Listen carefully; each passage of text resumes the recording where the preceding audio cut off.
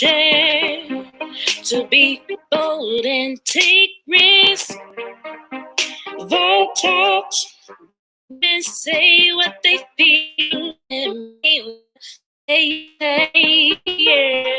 Vault Talks, believe in your power, so much power. Yeah. Vault Talks, where women share, women share.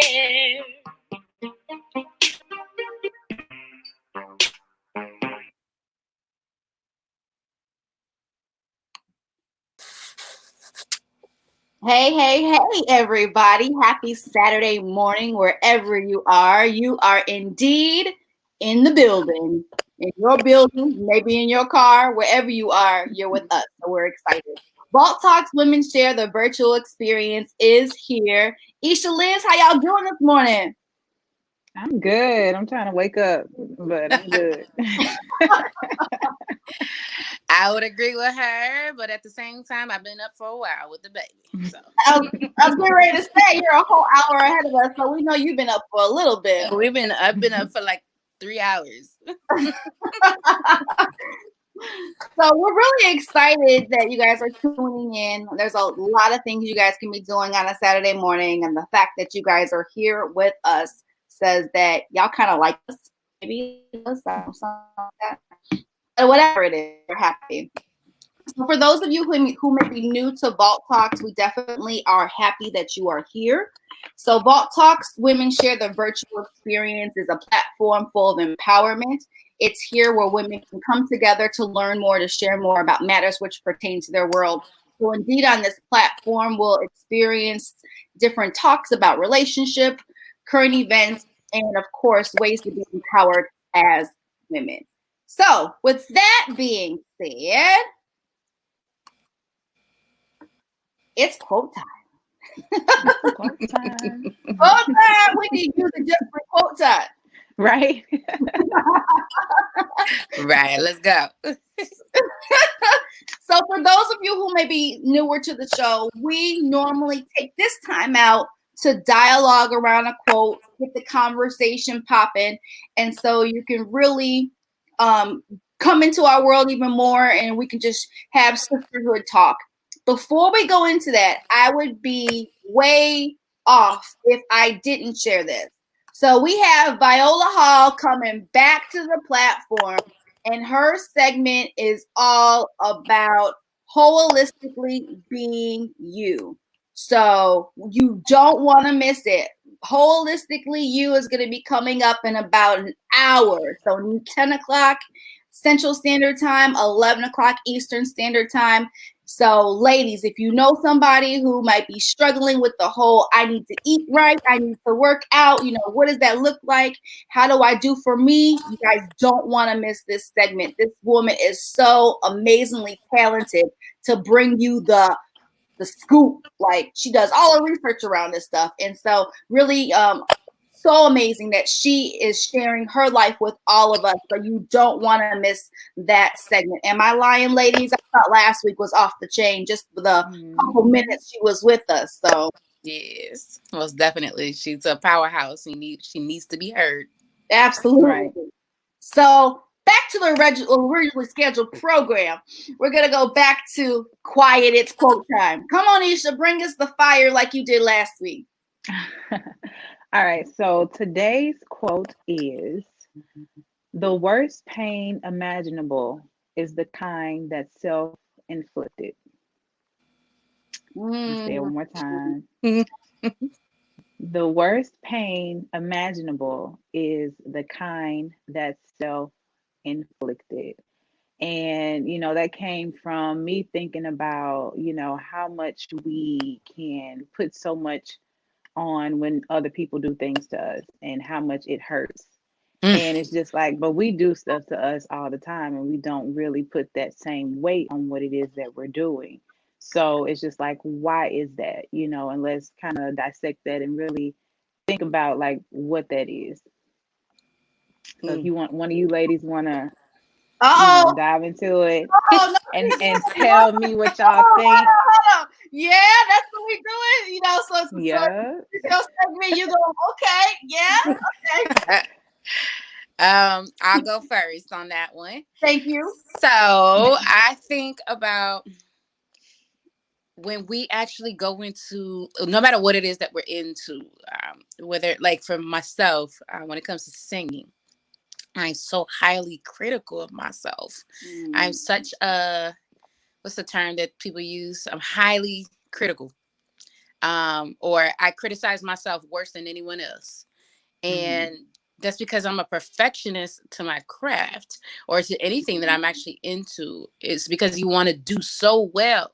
You want to be perfect. Ain't no such thing as perfect, but we try and try and try and try. So I think that it's also the way that we've brought up. So if we're told, well, if you didn't get an A in class, then you didn't try hard enough. You didn't do your best. You didn't do your all. So I think it's something that we've been raised with.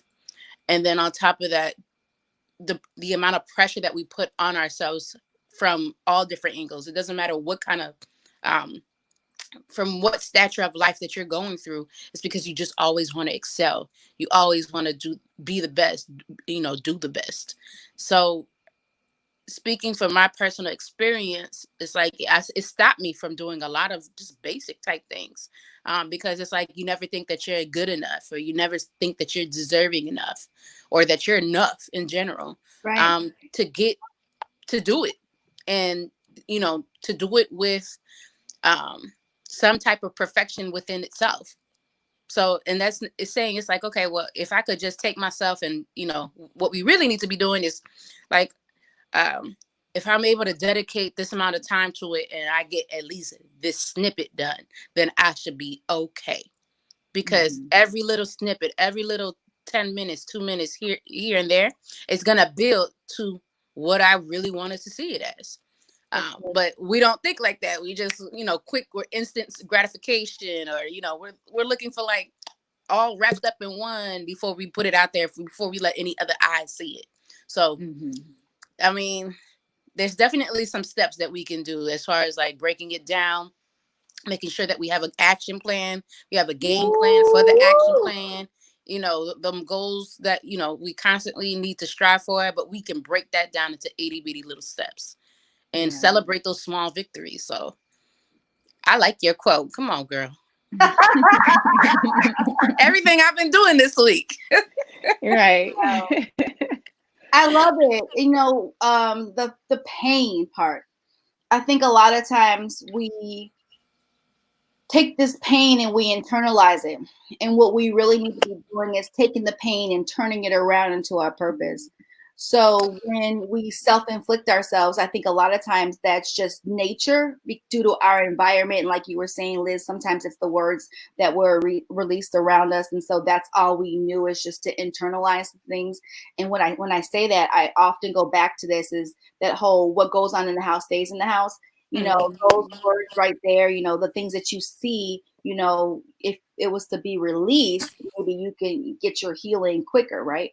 But instead, those are those things that we internalize, and they literally have the power to cause us pain. And then we take that and we, turn it around to being something negative, where, now we're learning, because we're more self-aware, that importance of taking that and turning it into something else. And so, I think it's, what I'm learning for me is to be more aware of, some of these things that come up inside of me, that I'm like, where is this coming from? And then being able to nail it bullseye, go back and figure it out, and then rebuild on a healthier platform. So now, or a foundation. So now I know, okay, this pain is associated with this, but this is how I react now, instead of in a negative way, if that makes any sense. So just really being mindful of the things that you've gone through, because everything we go through serves a purpose. It really does. But it's that whole, what is your perspective, I can't even get the word out. What is your perspective on it? How are you viewing it? And that what allows for you to take it to the next level as something deemed as, okay, this is a good thing, or it's like, oh, it's a bad thing. It's all about the whole, is the glass half full or is it half empty? I mean, It's how you do it, you know. Or I think about the old lady face that has the hourglass in it and all these other faces. Have you ever seen that drawing? It's like so old, right? But what do you see? You know, so you have the power to hone in on what you see, and then it's your responsibility to do something with it.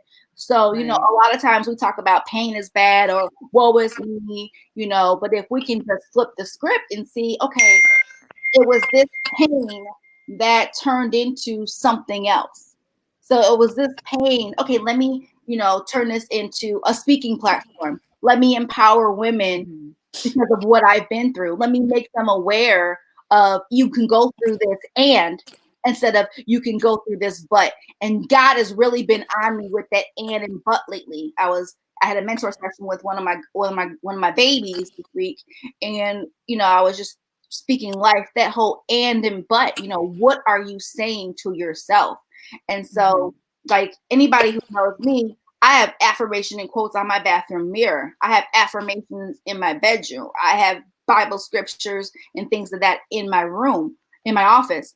So it's like I always have words around me. So when I get in those moments, it's like the words that you speak become life, and you have to be able to really hone in on that. But if you're not taught the power of affirmations, quotes, or let's even take it a step further, the power of you, which will be coming up on my segment, Identity Over Everything, here in a little bit. That's just a plug. But just understanding, you know, we can heal ourselves. But your quote, and if you could read it again for those who just may be jumping on, wondering what quiet it's quote time is, and you know, but it's important for us to be able to realize where we are, you know, what we've gone through, and understand that self-inflicted pain may be a thing of the past for you, or maybe something, you know, someone's currently going through, but there's power in the pain. So the quote again is, the worst pain imaginable is the kind that's self-inflicted. And where I was coming from, like I said earlier with that one, is just like people do and say things to us all the time. And, you know, we take it to the core. We are hurt. Let's just say if somebody you love and care about lied to you, right?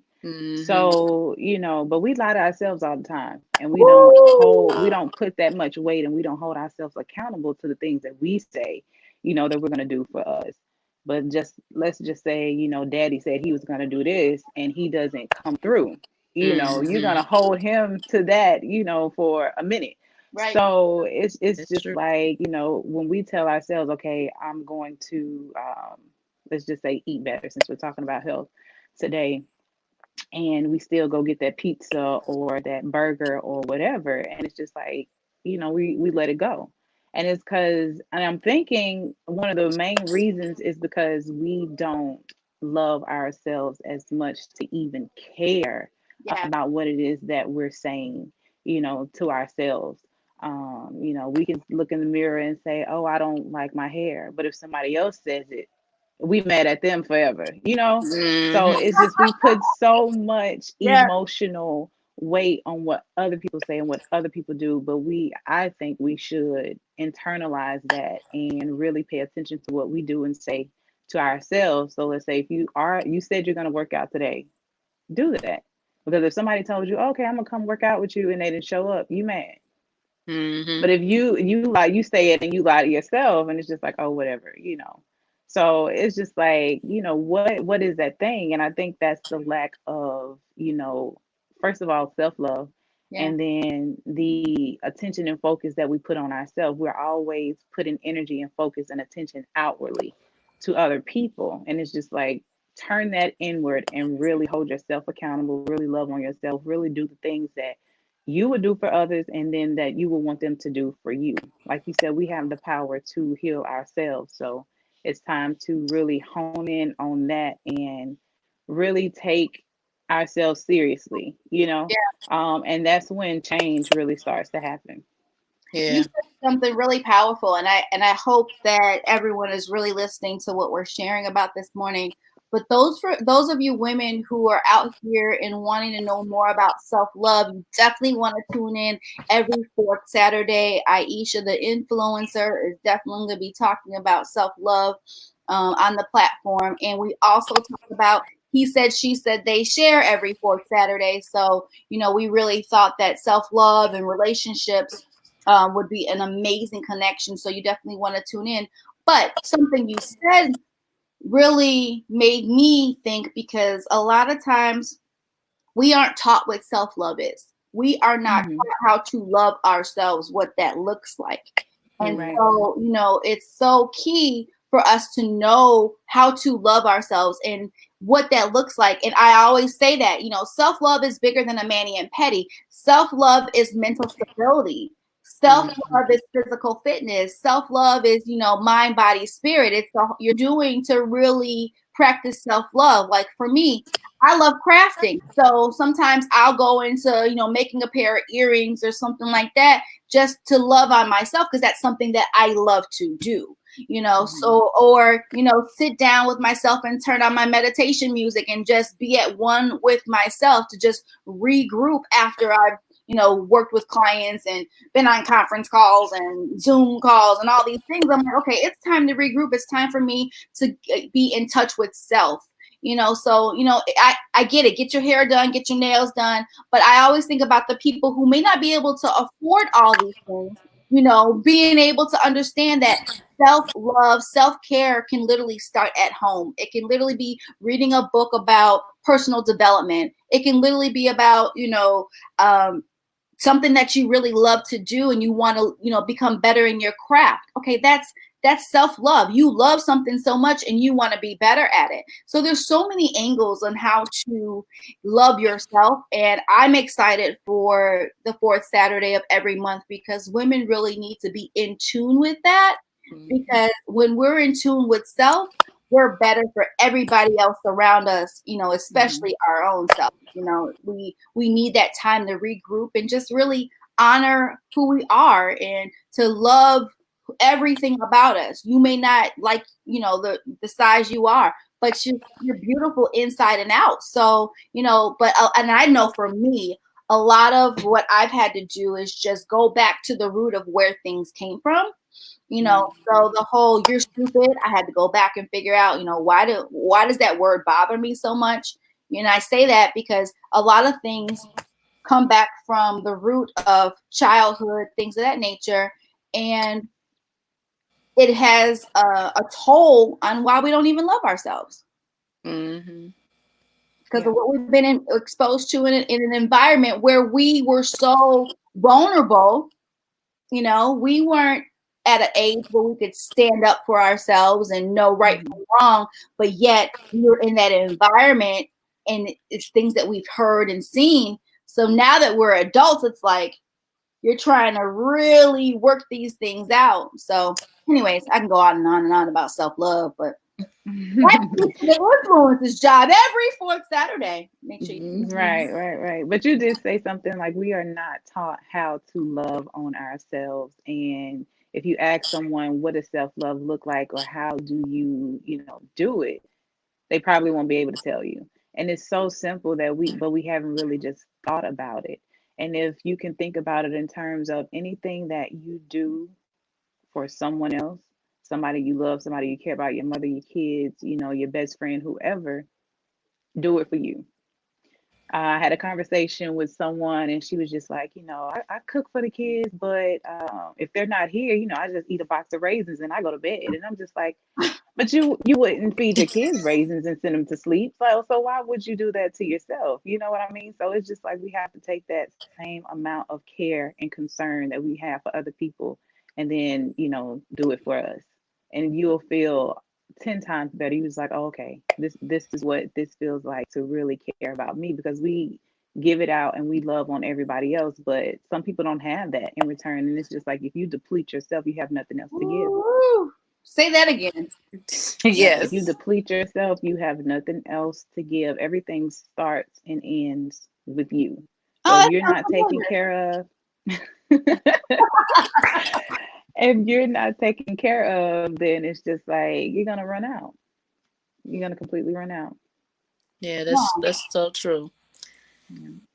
It's so true. The one thing that to just piggyback off of the both of you girls, I mean, a lot of the things that you're saying is like, yeah, that's so true. Like the fact that you don't have it internally, we don't see it, we don't know what it is, and it's like really trying to like break it down into segments, into parts for you, and understanding like, well, what do you love to do?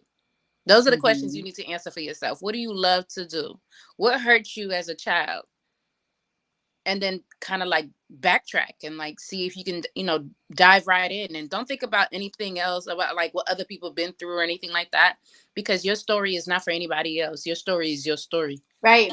What you've been through is what you've been through. And no one else is gonna. We're all made uniquely in whatever way, right? We don't all have the same story. We carry a lot of similarities, but definitely dive deep within yourself and really take that time to do inventory on you. Woo! Yeah, that's good. That's good. So Mhm. hold on here. Come on, inventory on you. So what does it look like? What does it look like? Come on. I'm going through inventory on myself. That's why the car is going so hard. Inventory on me has definitely been knowing that my music is something that I'm very passionate about, and I was very like timid to even say that. And my brother is probably the best person who can tell me like we've always been to music, because it's me and him. That's something that we've always done together. And whether it's just in the backyard goofing off, having fun, my uncle will come over, play the guitar, and I'm just like right there with it. Wow. And we have jam sessions, and I would try to record these sessions, and then years later I'm looking for that same session, I can't find it anymore. But really taking into account like who you are. I mean, my story kind of dates back for me being a child, and then not understanding why my parents did what they did. Mm. Not so much in the fact of like, yeah, my parents are divorced at a young age. That did not bother me, honestly. Wow. But what bothered me is being sent to Haiti at 12, Mm. and how I was sent there and why I was sent there, and none of that being explained to me, because I was my mom raised me to be open with her, and I was so like in a place of denial of why she wasn't open with me. So I had to really break that down and really understand the ins and outs of why I felt the way that I felt, and that um it's not it's not to be viewed as like a negative anymore. Now it's, how do I translate that into a positive? So like, okay, I totally understand where she's coming from. I get it. Years later, I totally understand it. All right, going forward, I can't focus on that. Let's go forward. Let's move. And it's really honest. And then saying that self talk to yourself, that self love to yourself, man. The conversations I have with myself were pretty down Mm. initially, and now I'm starting to like really talk myself into, what, it's okay. But it made me the strong individual that I am now. It made me who I am, where I'm going for, and why I am the way that I am with certain people, and why I communicate the way that I do with people. So it's been a like aha moment. So Yeah, you I'm definitely still start to learning. uncover. Hmm. Start Yeah, to most know about definitely. yourself. Um, but once you really realize like where these things come from, then you can start to kind of give yourself some grace and some patience, and really be like, okay, I'm not going to be so hard on myself for not what I mean. Um, just to really have that grace and that patience with yourself, because some of the things that people do to us really cause us to act and react in certain ways, and we have no why. That's Yeah, Mm. we're true. really just figuring that part out. It'll really do us some good. Wow. Wow. That's good. I'm going to go back Liz, you were talking about this whole self-inventory, and you know, it's so key to be able to, one, have the boldness to do that. And I say that because there's a lot of times where we desire to know more about ourselves, and it's just the process of going back that can be like, I don't want to relive the memories of dot dot dot. I don't want to think about blah blah blah. But in order for you to do that whole self inventory and be effective, you have to go back. Yeah. To launch to be able to go forward. And when I just said that, instantly what came to my mind was the illustration of a boomerang. I mean a slingshot. Oh, yeah, pulling it all the way back. Pulling it all the way back. And you think it's gonna break, but it won't break. It won't break. Meaning you won't break. Meaning you won't break. And then when you are slinged forward, just the momentum, the energy, the vibration, the purpose, the alignment, the forward focus, all of these elements that come along with being stretched to go back, knowing that you can handle the capacity. Because when you think about a slingshot, you're in control because you're holding the handle on it. Yes. And you're also in control because you're slinging it back. So that's just the power that you have to really exude things forward and know that it's going to be all right. It's going to hit the target. Yeah. Because you're doing the work to actually be sprung back. Yeah, it's a stretching because you know that thing stretches long. Being stretched. You got to go through this. It's okay. Now I got to painfully hold that back, but I know when I go, it's going to be so big and so huge. And so if we can really position ourselves to be like that slingshot, to understand that there's so much purpose and momentum of going back. You only go back to move forward, meaning don't go back and get stuck. Don't go back and hold on to the elements that made you mad. Don't go back and hold on to the things that made you sad. Don't go back and hold on to, okay, yeah, when they make me feel like this, I react like that. No. You're going back to be shot forward. That's the whole purpose of a slingshot. Yeah. You're holding it, you're being stretched, knowing you're being propelled forward. That's power, because I always talk about this, is that you are the common denominator to the change that you desire to be. So when you realize that you're that common denominator, you realize that you hold the power. You hold the cards. No one else can hold them but you. So yes, will it be painful? Yeah. Is it worth it? Absolutely. Yes. Transferring pain into purpose. And so just really understanding, going back to the foundation of understanding your power as a woman, your power to be able to transform your life. So being able to have that boldness and say, you know what, I gotta go through this because it's more than what it used to be. Meaning my purpose is because of my pain. So yeah, I went through this, but it's all adding up to where you are going. So you can't be effective if you're holding on to pain, because somebody needs your pain to be transferred into purpose. Exactly. That's powerful when you realize you hold all the cards. And so it's like when you're playing a good game of spades, you're like, oh, yeah, right. Like, oh, I'm about to murder you. Yeah, you know. Yep. The thing, you know, you have the power to write the chapter of your book, but you have to understand that there's so much power in going back just for a season, you know, to be able to understand who you really are. And so it's important. It's so amazing. And I tell women all the time as I'm coaching them, there's such a freedom, joy, peace, liberty when you know who you are. You know, people ask me all the time, how do you have this much energy? Are you on meds? I'm like, are you crazy? No, I just done the work to be free.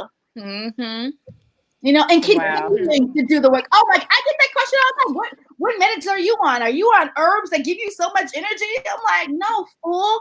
I just have done the work to be who I am unapologetically. Like I wake up happy. You know, anybody who knows me, I'm on point like all the time. You would think that I'm wired with energy drinks, but no.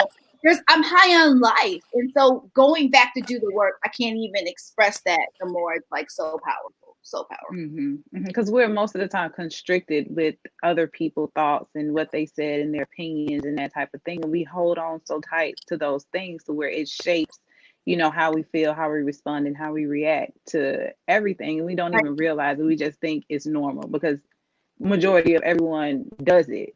So we look at someone who's not bound and they're free, like you said, and just, free spirited and happy. And it's just like, what's wrong with them? Because being happy is not normal for most people. Everybody's so used to, having attitudes and their face all balled up and being angry, you mad about, going to work or being in this situation or whatever. And it's just like we have so much on our plates that we don't want.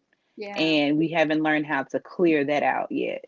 That misery loves company. Okay. Yes. And it will, Yes. it's contagious. Just like smiling is contagious.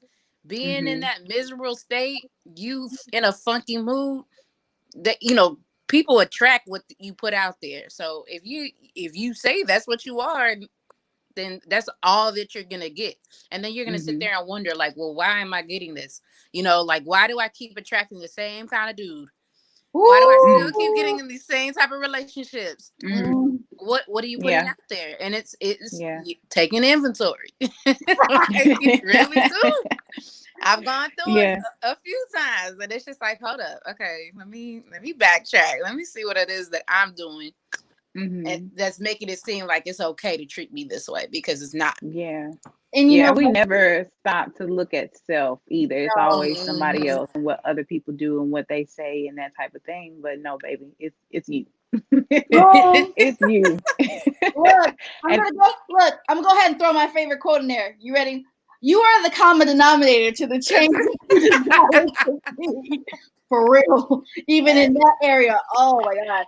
Tasha, what do you have to say about this? I don't know. Can you hear me? Loud and clear. Okay, I just wanted to make sure, because as you can see, I'm in the beautiful outdoors in South Florida. Whatever. Thank you for sending that sun up here. Thank you. Yes, ma'am. Yes, ma'am. So, I mean, of course, I just came in. I had to actually relocate this morning. So I was trying to make sure that that my everything was going to work without Wi-Fi before I jumped on here. But I heard Aisha say something about just being happy, and how somebody, if they're not happy, that they can, I don't know, they can take your happiness and they take it the wrong way. But Takara had put out a song that really resonated with me. I heard it before over and over and over, and it was just smile. And Liz even said something about that. Even after Aisha said something about being happy, then Liz jumped in and said something about smiling. And when you sent that song out, a lot of times people will put out like, wow, that song was really meant for me. I needed that song right now, but I really needed that song right now, right then in that place.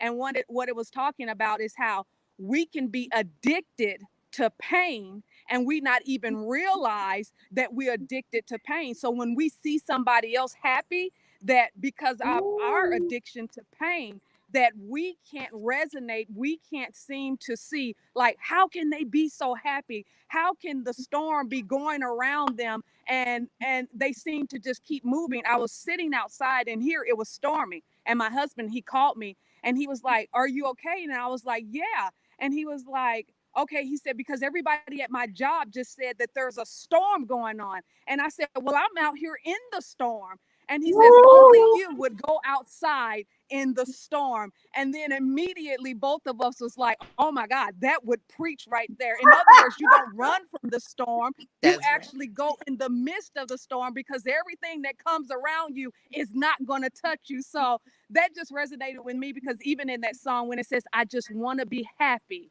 I just want to be happy. But if I keep on doing the same old things, I'm going to keep getting the same old results. And then smile, just smile, just put a smile on your face. So yeah, so that just resonated with me. In other words, don't run from the storm, run in the storm. Because if you notice a storm, if you've ever watched anything about a storm, if you're in the middle of the storm, everything in the middle is stable. It's all the stuff that's around it that's literally affecting everything. You can have cars, you can have 18 wheelers in that storm twirling around, but in the middle of the storm, it's calm. And that's where we need to be, in the middle of the storm, just calm and knowing that everything is going to be taken care of.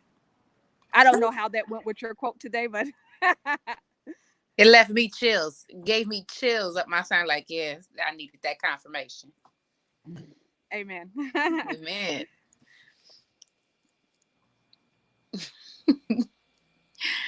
I'm still tripping on the storm part. I'm just trying to meditate on that. That's powerful, because normally when we think of a storm, we think of trouble. We want to run in the opposite direction. We want to take cover. We don't want it to hit us. We definitely don't want any parts of it at all. And so what you just said, I get it. It makes sense. And then I think about, don't judge me. This is a non-judgment zone. I need to start saying that at the beginning of the show.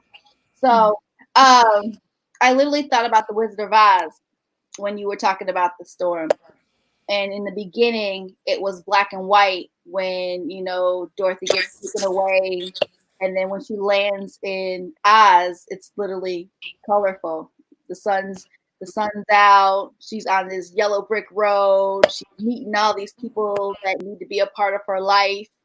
So, I just thought about that and just the power of, after the storm, what really lies ahead for us. And so if we can just be forward, if we can understand that some storms are sent to our life to even make us better, stronger, to bring alignment to our lives, to introduce new people, new resources, to allow for us to go through these moments of personal development. And so, that whole working behind the scenes. So when it's your time to be in front of the camera, the lights, the people that you've been called and created to speak to, you have a story. You can empower them to go through something. Now you're ready to share. You start to attract those people that you are the one. You're that sent answer. You're that sent voice. You're the one to bring the clarity. But you can't do that until you're able to go through a storm and successfully go through a storm. And what I mean by that is that a lot of times we get caught up in the storm, and the first thing that we say is, help, rescue me. This is uncomfortable. I don't want to be here. And not understand that there's nuggets that we need in the storm for two reasons. One, to make us a better person, and two, for us to be able to serve on purpose, for purpose. So when storms come into our lives, we're conditioned to be like, I don't want anything. I don't want to go through this. This is painful. I don't understand. I'm alone. No one can relate to where I'm at. If I try to tell them, they're going to think I'm nuts. And so, it's those storms that really propel you to move forward in your giftings and your callings, even just to be able to serve effectively in your community, in your home, but also to be able to serve yourself.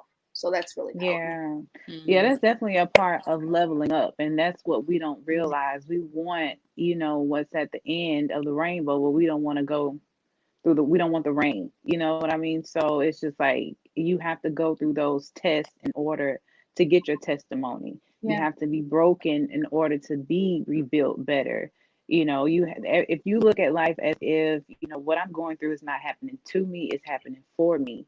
You'll be much better able to get through, the things that God is sending your way in order to get you to where you want to be. Because we don't realize we asked for it.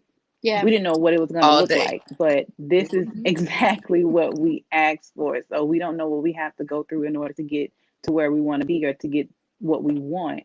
Yeah. But if you're not up for that challenge, you're definitely not, in a position to even handle what it is that you're asking for. And that's all God is doing, is equipping you for what's next. So if we look at it like that, I mean, it'll be a breeze. Like, we'll be sitting outside in the storm, sipping tea or something. Like, we'll just be waiting for it to, pass and get through it and come out on the other side. And that's powerful. You said something really key. It's the way we see it. And, for me, and I'm really big on this, I want to conquer it the first time, because the second time it comes around, it's always comes with more challenges. And Mhm. so what I'm learning is that that's my mindset. That's how I want to go into things. And God's like, no, no, no. Sometimes I have to send you the second time around because there's more nutrients in what I need for you to eat this time around so you can Yeah. get it and grow. You know, it's that Mhm. whole grow and glow. And so you can be that person that he's created you to be. And you said something. And you said, like you were talking about Isha, that whole, you know, we ask for the things and then we don't know what to expect. And that is true. But then I also think about how God knows us. He knows what we have to go through because there Mhm. is a Mhm. purpose and a destiny for all of us. So some things we don't ask for, he puts in our life because we need them in order for us to get to what we asked for. So it's just that processing and understanding, like, okay, this is who I say that I know that I am because this is the conversations that God and I has had, and I've received that, right? So then I have to go Right. through all these things to be able to not. I want to say own, yeah, own who you are because you can be aware of who you are, but the whole owning is a whole other process. And so what I think about, Liz, I think you were saying something and I can't remember exactly what you were saying, but you said something about just cycles, I think, and something that, you know, things that we do. And what I really thought about is a merry-go-round, the different parts of the merry-go-round, like the The unicorn, highs and the the lows. Yeah. highs and the lows, and the highs and the lows. But it's as you're going high and low, you're still going around in a circle. You're still going Hmm. around in a cycle. And okay, you're going high and low, but you're not getting anywhere because you're still stuck in the cycle. Mm. So, you know, to be able to go high and low and actually be elevating and going somewhere is a whole nother level. So being able to Hmm. understand the power of taking yourself outside of the cycle and say, you know what, I want more for my life. And I normally say, you know, instead of going around the mountain, choose to go up the mountain. And because there's more up there for you than it is down here going through that cycle. Yeah, and I think it comes with the resistance that we have too. Like the more resistant you are to change, the harder it's gonna be. The harder God is have to push you out of that, your comfort zone, Yeah. or you saying no, or you not wanting to let certain things or certain people go. It's just like it's gonna keep coming until you get with the program. Like you have to you have to be willing to change, and a lot of people hate change and they resist change all the time, but change is the only way you're going to change your situation. You have to change you, and then everything else around you will follow. And that's key. And I was talking about earlier the power of the slingshot. And I keep going back to that. You know, we're stretched. You know, it can be painful, but what I was saying earlier, for those of you who might just be jumping on, the power of a slingshot is that you have the power to control where you go, meaning that it's okay to go backwards, knowing that the only destination that you have is forward. So going back and getting, you know, what you need. And what I mean by that is, you know, realizing where it came from at first so you can go ahead and say, okay, you know what? This is the root of it. I'm going to kill it. I'm going to rebuild it so that you launch forward and be that better person and understand that some things literally had to happen to us for us to Hmm. arrive where we are right now and to continue on to where we're going. So it's just, Right, right, there's right. so much power. And so going back to the quote, just the self-inflicted pain, sometimes I know for me, I can be very honest and transparent. You know, some of the self-inflicted pain for me was my pity parties, Hmm. feeling sorry for myself, you know, Wanting other people to join into that pity party. giving them a free invitation. Hmm. They didn't even have to wipe their feet out after the doormat, you know. Come on in. I don't care. Bring the mud in, bring everything else in, but just be here and sit in this pity party with me. And so Mm, when I realized how, you know, being a part of that whole pity party, that's draining after you realize where, first of all, the power of your energy, and then understanding the power of your energy, then understanding that you can do something with that. And so, you know, it doesn't have to be a pity party. Take that and flip it and make it something else. yeah, but definitely don't skip, certain parts of the process. No, you can't. Pity is also that grief that you feel for yourself in that moment. And it's just like, okay, those are the emotions that come with whatever it is that you're dealing with. So if it does make you upset, or, it makes you sad or whatever, it's just like feel that, but know that you can't stay there. You know, you Ooh, have to really transmute what it is that you're going through from negative to positive. That's the only way you're going to get through it. The only That's way. true. awesome. Well, with that being said, I think it's an amazing transition for our special guest. She is back. She is ready. She's been behind the scenes listening to the show. She's ready. Put me in the game, coach. Put me in the game. She's ready to join in. And so we're excited to bring to the platform Viola Hall. Woo! Hello, hello, beautiful ladies. How are we doing Hi. today? Hey, girl, we doing great. Yay. Yes, I've been listening in and I'm like, ooh, ooh, that's juicy. Ooh, that's good. Ooh, I love it. Yes, Amen. absolutely. We're excited. So go ahead and kick off your segment holistically you and all that brings. Wow. Well, first and foremost, thank you so much for having me on this amazing platform with you beautiful ladies. I think it's absolutely amazing what you guys are doing. Like I said last time, and I'm excited to be here. Can you guys hear me very well? I'm hearing a little background noise. Is that just me? Okay. Okay. Can you hear me now? Is that better? Yeah. Yeah. Okay, great. Okay, so I really didn't get to talk about last time why I started Holistically You2.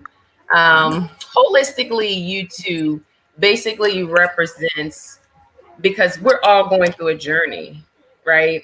And so I've been on this journey of trying to find the inner peace in who Viola is.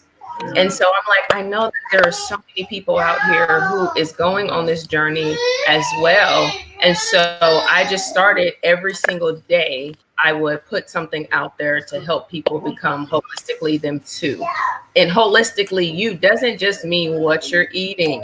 Okay, let's get that correct. It's not just what you're eating, it's what you're thinking about. It's what you're watching, okay? What you're seeing in your eyes, is what you're embodying in your spirit, it's the things that you're doing on a daily basis. And so I decided, like, you know what? I think I'm going to help people holistically them to find their niche, you know, in life and the things that they want to overcome because we've all overcome something. We're not perfect. And I was listening to you guys about, you know, going through the midst of the storm. And I love that because that's just like, you know, when God talks about, you know, that person going around that mountain, like, don't go around the mountain, stop walking around it, bust right through it. You know, we have to start busting through our obstacles. We have to start getting out of our heads and start putting things into action. If fear is there, bust through it anyways, right? If self-doubt is there, bust through it anyways. And so that's a part of becoming holistically you because you're working on the whole piece of you. You're not just working on the health aspect of things. You're not just working on the mindset of things. You're working on everything all together. So that's how I came up with the concept of holistically YouTube because we're all working to become whole inside and out. Wow.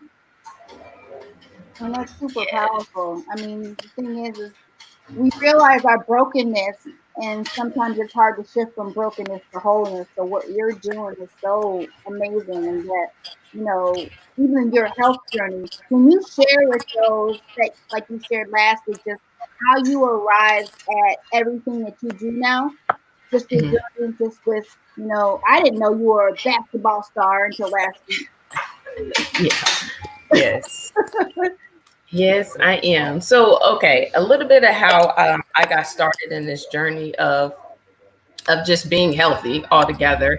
I've always loved to run track, and I always wanted to outrun the fastest person. Doesn't matter who they were. But when I lived with my father, we didn't have track meets or anything like that, and I couldn't run track until I got into middle school. I was in elementary, right, when I started figuring out that I could actually run. So I wanted to come back home here to Oklahoma City so that I could run track. And so for a long time, like I got into this competition to where I beat one of the fastest girls in Stillwater. And I mean, when I say she was fast. But I beat her and I was super duper excited. And I got introduced to the Hershey track meets.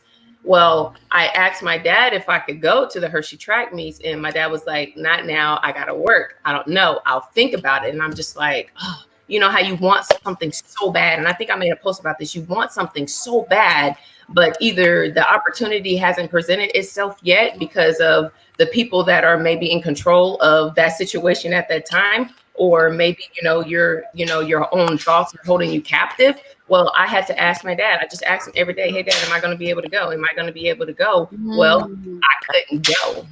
You know what I mean? And so that's one of the things that we have to realize. You still have to keep on pushing and striving for the things that you want. So I told my dad, I want to go back home to Oklahoma City.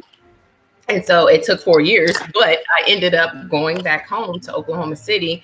And by that time, I was like in the 7th grade, and I started playing sports. So I started to, become a track star, and then I got involved in basketball, and that just took off. I never thought that I would ever play basketball, but I guess I was just a bred-born athlete, so to speak. And so I started playing basketball, and basketball literally took me from that hopeless child when I was living with my dad to actually having hope, having faith, and knowing that what I was doing was absolutely amazing. So long story short, I graduated high school. I was the only one in my class. I got a scholarship to go play basketball.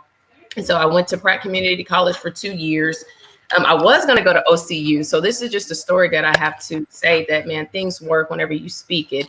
OCU, the coach was looking at me and she was like, hey, you know what? I'd rather you go to JUCO first and, build up your skills and everything. And I was like, all right, great, cool. Then you're going to recruit me, right? So she was like, well, we'll see. So I ended up going to a JUCO. And so I stayed there for 2 years, Pratt Community College, and I became one of the rising stars there.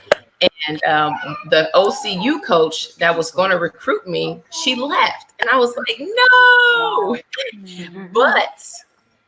But see, God works everything out in your favor. There was the coach that coached for OCU who stepped into her place. They came to scout me, and I had a dynamic game. Like I had 18 points in the first half. Okay, we have 20-minute halves. So I just had an all-star game, and they were there. Next thing you know, I got a letter in the mail, and they wanted me to come on a full ride scholarship. And so God works things out in our favor. And so that was one of the most biggest things that I've experienced just going on this health journey, because to play basketball, you have to be in tip-top shape, right? You can't be eating junk food. You can't be eating snacks, and can't be drinking a lot of alcohol. That's a long story, and all that other type of stuff. You got to be healthy. So I ended up going to OCU on a full ride scholarship, and that really just excelled my health because I got my degree in kinesiology and exercise science. And that's basically how the body operates. I've fallen in love with how your body operates from the inside out. And so that started my holistic journey without me really knowing that it was my Holistic Lead You To journey. And so after that, I got an opportunity to go overseas to Africa, to Nigeria, to actually play basketball. And it was one of the most experiences in my life. And when I went over there, like the food was amazing. Like I was already like a health nut. I was still eating meat at the time, but like their food was super duper fresh. It was like a buffet of just all healthy things. And so that really inspired me even more to dive deeper into food and how we take care of our bodies. Because we were outside playing basketball, y'all. This wasn't no inside gym, okay? I was outside on gravel playing basketball, y'all. So it was still amazing. But after that, like that was just the most amazing experience that I have ever felt in my life. And it just saw me, I had a different outlook on life and just how different people, like how their upbringing is. Some of those people over there, they're not able to eat healthy meals like us. Some of them, they have to beg on the street in order to even get a meal, period. Wow. And so we take things for granted over here in the United States, a lot, because things are literally handed down to us. They're given to us, and we don't have the fortitude or the mindset to actually go out there and get it. And so that being Holistically You Too, that means that you're going to have to start using your mind, and you're going to have to start thinking. You have to make a mental shift. If you say you want to be healthy, then go be healthy. Stop making up all of these excuses in your mindset on why you can't do it, why you can't, lose 10 pounds, or why you can't start eating healthy. You just have to make it up in your mind that I'm going to do this no matter what. If I fall down, get back up. If I fall down 6 times, get back up 8 times.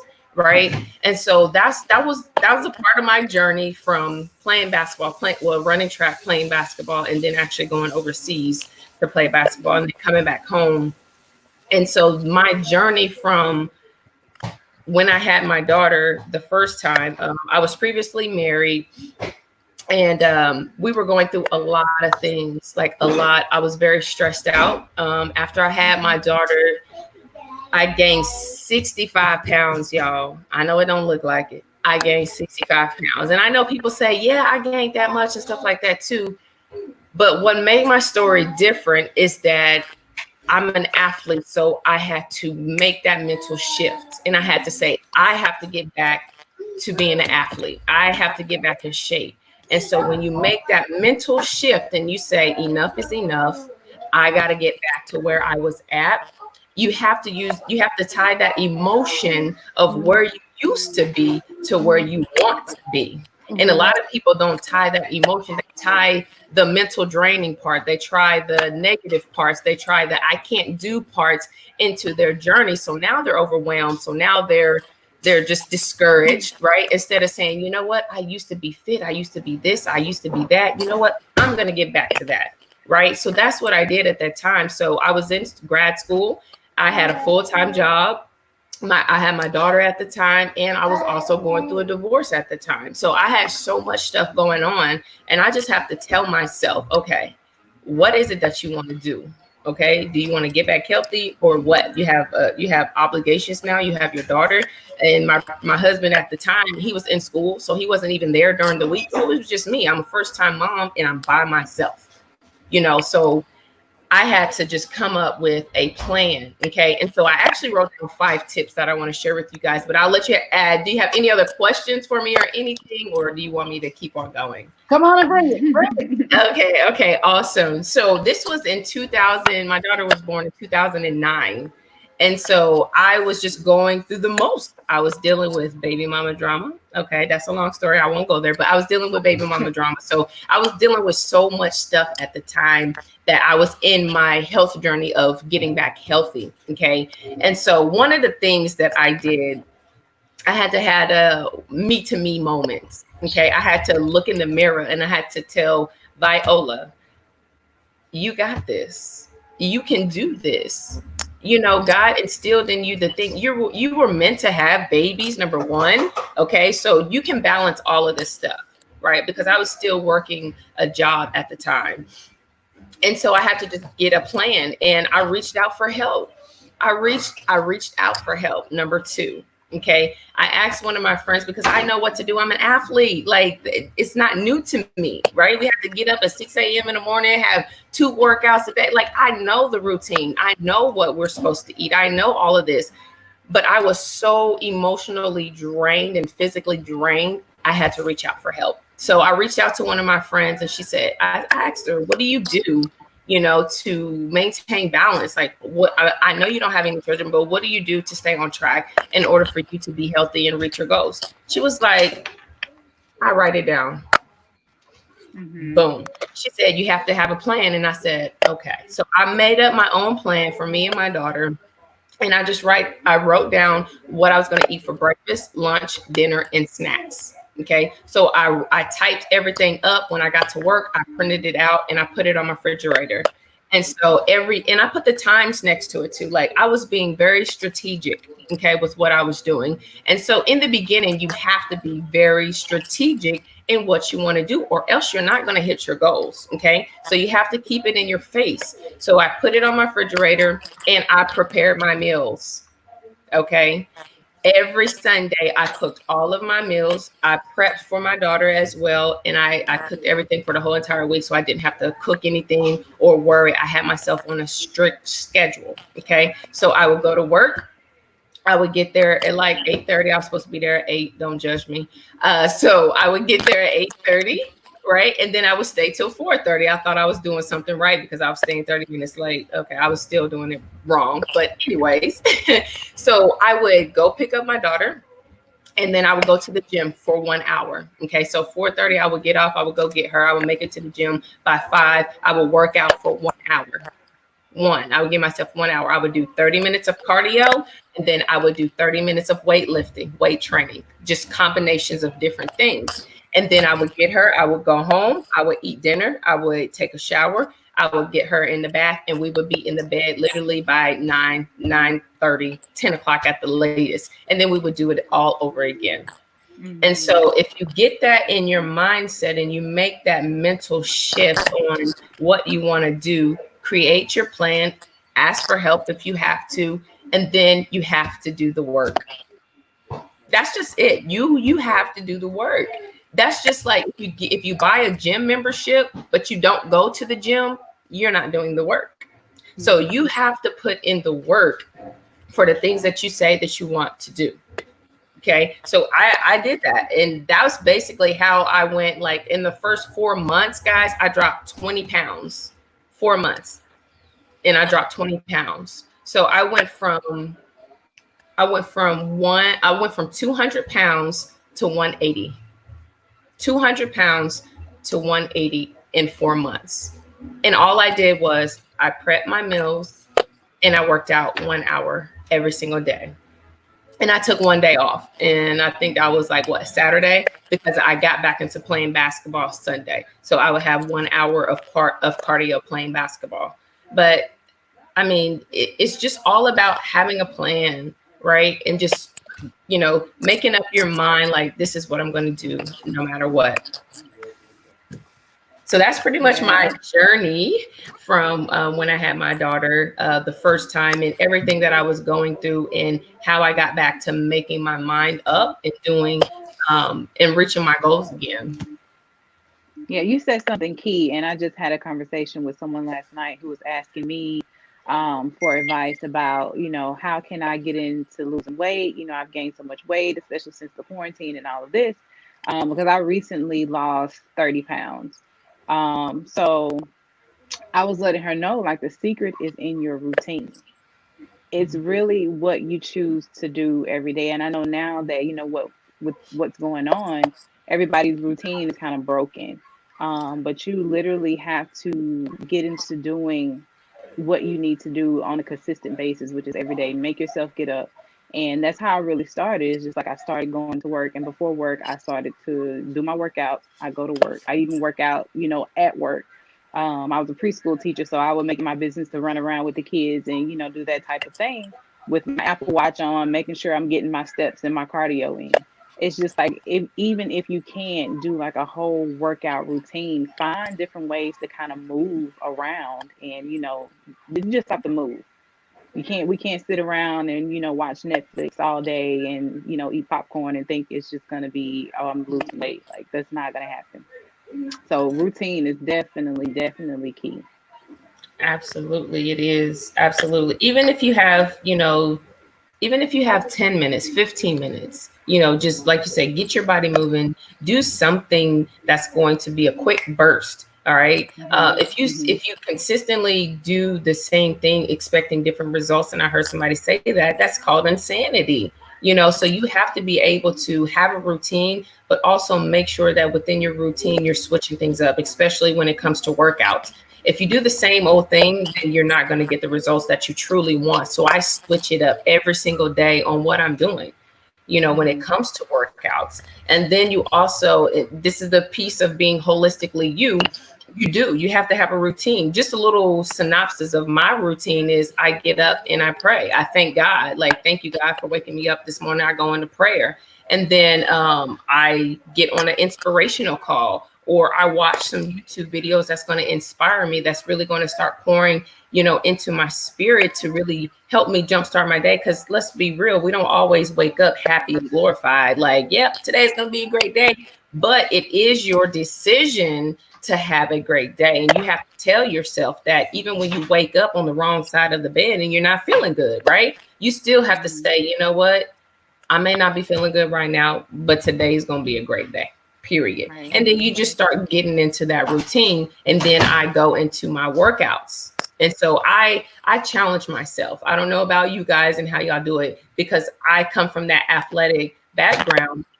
In my mind, mentally, I have to give myself a challenge. Okay, so instead of doing the standard that you said you was going to do, why don't you up that up 10 more reps? Or why don't you up that up, 2 more rounds instead of doing 3 rounds, do 5 rounds. So I give myself mental challenges. And even if I go slow, or even if I, take a break or something, I'm still pushing through it, because what that's going to do is that's going to accelerate your mindset a lot further than where you are currently right there at that point in time. And then it's also going to take your health to another level, because now you're mentally telling yourself like, wow, I can do this. So now you're going to start encouraging yourself, because now you're putting more into it and you're pushing yourself beyond what you thought you could do in the beginning. Yeah, definitely building that stamina so that you can Yes. physically do more. We see Absolutely. the progress as we continue to work. So whereas before I could only do like 2 push-ups, and then by the end of a couple weeks that's up to 10. So it's just like you have to keep going to keep progressing. But you said Absolutely. something really key. You talked about pushing yourself, and I think sometimes that we're scared to push ourselves because of what has happened in the past. Especially with a workout regimen. That's a hate-love relationship, meaning you get started and you stop, and you get started and you stop, you get started and you see results and you stop, and you get started and you see results and you stop. So it's just that whole, okay, I have to continue to push myself, and then this time around, what am I going to do differently to keep myself even more accountable? So I know, like Isha, she has been on me like white on rice to sign up for her name is Brittany Babe, and I finally did it. So now I'm at the place where I'm not doing it. I'm gonna be honest with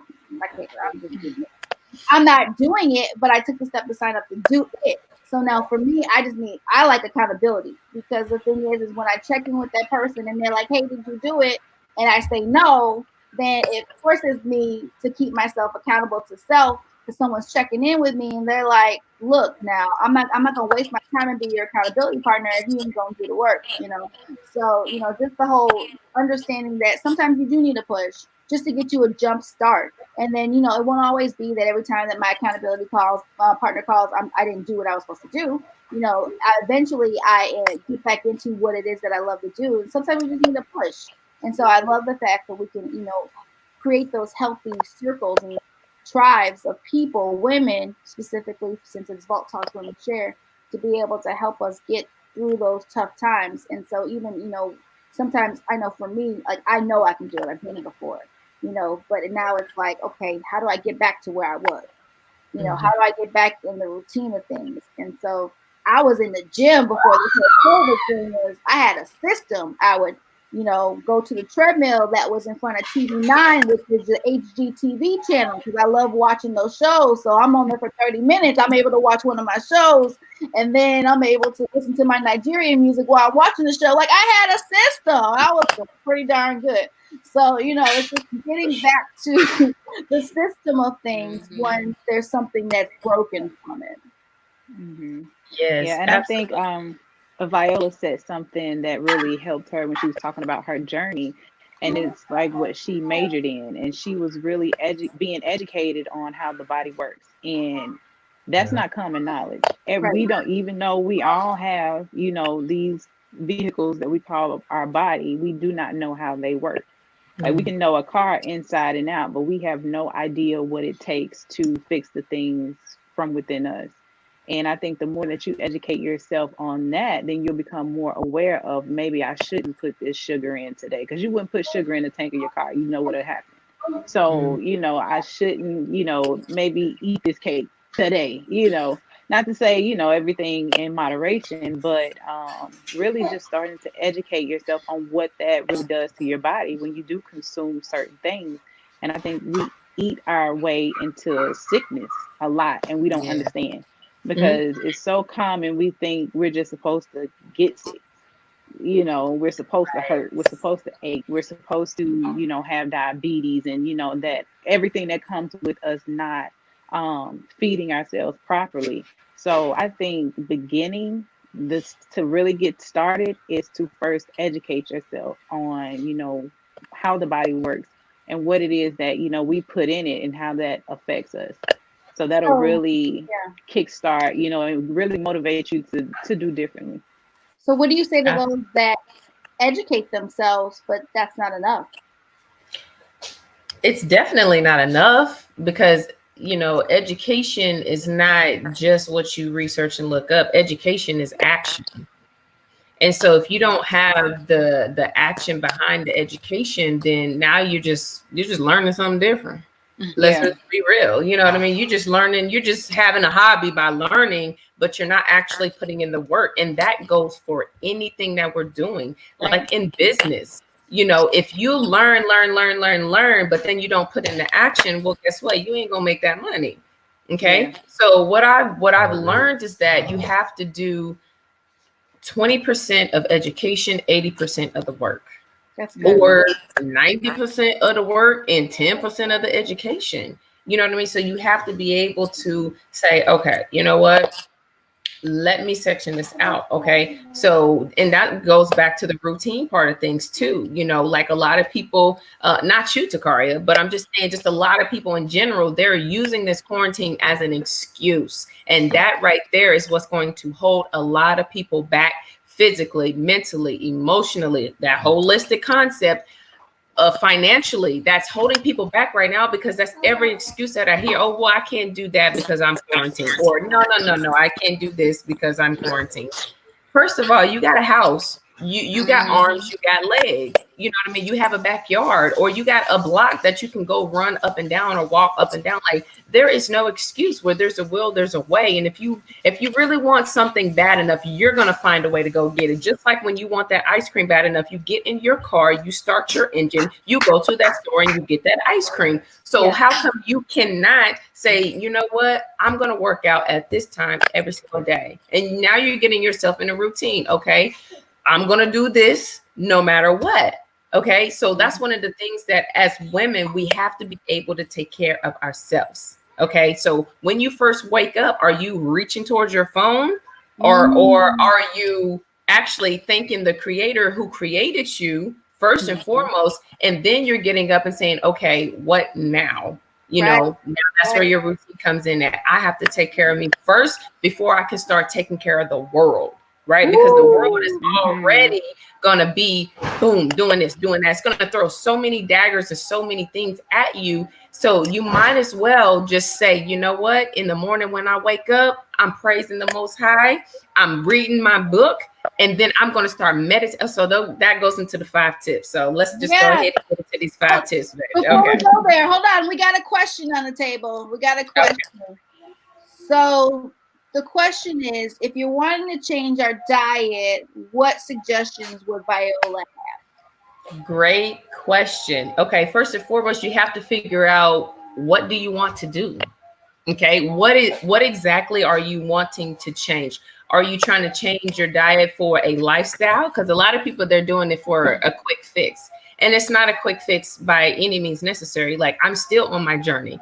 Right. So this is a lifestyle change. And once you make that up in your mind that it's a lifestyle change, then you can start changing your diet. And so that's that's actually one of the tips that I have, getting rid of unhealthy foods in your household. If you know that you are a snack junk food eater, don't buy it. Because number one, you're wasting money. Right. And then number two, it's not pushing you towards the goal that you say you want to accomplish. So why buy it? Okay, so take all of the unhealthy foods out of your house, like any snack. If you got ice cream, now don't get me wrong, having a treating yourself every now and then is okay. But if you're saying, like, I want to lose 20 pounds, why are you going to treat yourself like the first week of you working out? Like, you haven't accomplished nothing yet. You know what I mean? So say, okay, if I lose, 3 pounds this week, I'm going to, I don't know, take a sexy picture. I'm going to buy a new workout shirt. Reward yourself with something material, not backtracking to unhealthy foods, because that's what a lot of people do. You know what I mean? They say, okay, well, cheat days. Cheat days don't exist. You shouldn't have a cheat day. You should just have a good day every day. And then say, you know what, I felt like I have reached my goal. I've lost 10 pounds. Now I'm going to reward myself. You know, I'm not saying, you know, take forever to reward yourself, because rewarding yourself is phenomenal. And that's what you want to do on this lifestyle journey. You do want to reward yourself, but take unhealthy foods out and set a goal for yourself. So say 2 weeks, within these 2 weeks, I want to be able to lose 5 pounds. That's realistic. All right. Because realistically, you can lose 1 to 2 pounds a week. Okay, so 5 pounds in 2 weeks is realistic. Some people can lose more. Some people lose, you know, less. It all depends on your body. Okay, so if you say, all right, 2 weeks, I'm going to lose 5 pounds. And you know what? I'm going to treat myself to one healthy snack or one meal. Like if you like burgers, go get a healthy burger at your favorite, you know, burger place. But don't get a burger and get fries and then get a Coke, and now you're piling it on. You know what I mean? You're doing too much, right? So just, you know, reward yourself, or like I said, reward yourself with like a shirt or something like that. You know, you want to be able to accelerate your lifestyle journey, and not rewarding yourself with unhealthy foods that's going to backtrack you, if that makes sense. Yeah, that makes sense. What about people who don't go by the scale? It's a little tougher to kind of like figure out, like, well, what am I being rewarded, depending on how your clothes hang on you on that end. Right. Now, I don't go by the scale. You go by your inches. You go by how you feel. You go by how your clothes fit. Because like I said, I didn't know that I lost that 20 pounds until I put on a pair of skinny jeans. And I was like, oh my God, I can fit them now. Praise the Lord. So that made me so excited. And I went and I tried. I went and I got on the scale and I was like, oh, wow, I'm down, 20 pounds. Like it's absolutely amazing.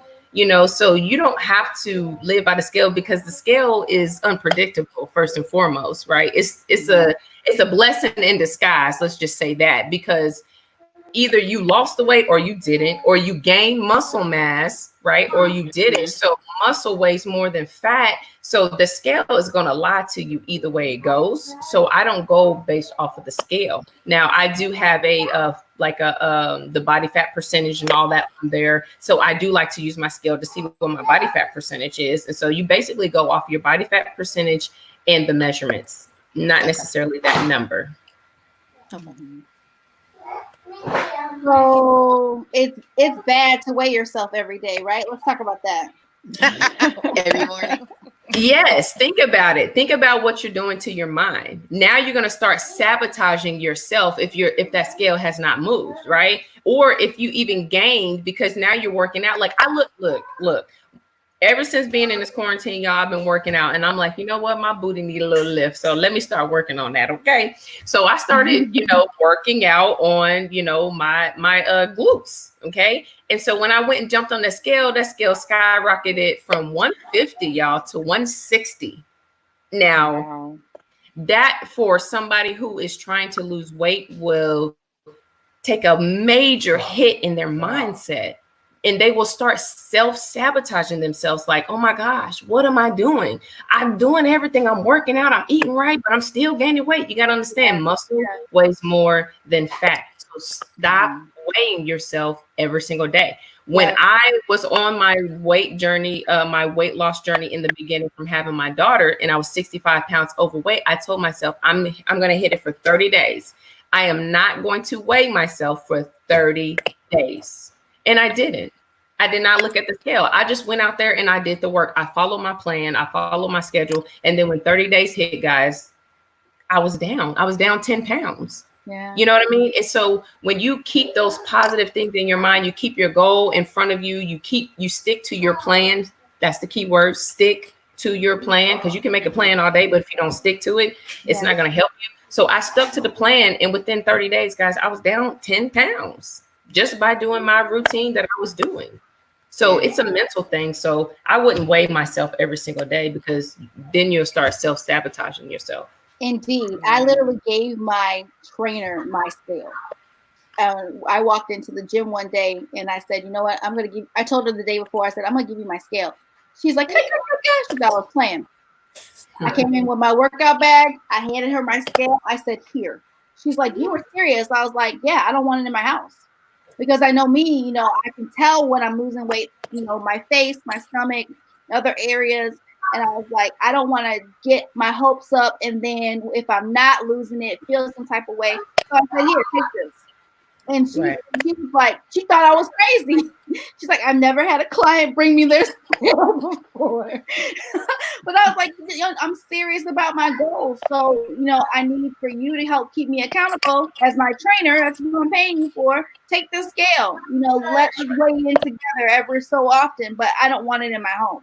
And so, you know, I know how people can literally self-sabotage themselves by, you know, I ate right yesterday. Let me see if I lost any weight, you know, and continue putting themselves on the scale every day. And it's like, no, that is mental torture because you're, you know, then you're sitting here like, well, what can I do differently? Okay, boo, it's been 24 hours. Give yourself some grace, you know, like, so, and it's interesting that you said not to have a cheat day because there's so many people out there that say, you know, yes, have a cheat swear day. by it. Yeah, they swear by, you know, hey, you rewarded yourself, have a cheat day. Or what they say is, you know, have that cheat meal. Or what I've heard is, don't deny your body of what it's craving for. And so all these different things, and I know you're shaking your head, Isha, but there's so much information out here. So how do we condition our minds to be able to receive the right information? Because there's so many people saying so many different things, and you're like, I want to be this person that I know I can be. And so, you know, the way of the world is Google and everything else. So, you know, being able to have sound voices like you be is huge because, you know, we're used to Googling, how do I lose body fat? How do I, you know, what is a, and so everybody and their mama, especially now that we're in quarantine, is going live and talking about all these different things. And it's just, what's the right information for me? Right. Absolutely. Narrow down to. Yes, absolutely. You definitely want to make sure you're following the right person. Like this is how I see it. If you haven't been to school for it, if you have not been through it, then you can't help me in it. Period.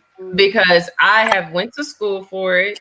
I have lived it twice. Okay. So I went from 230 pounds to 160 pounds.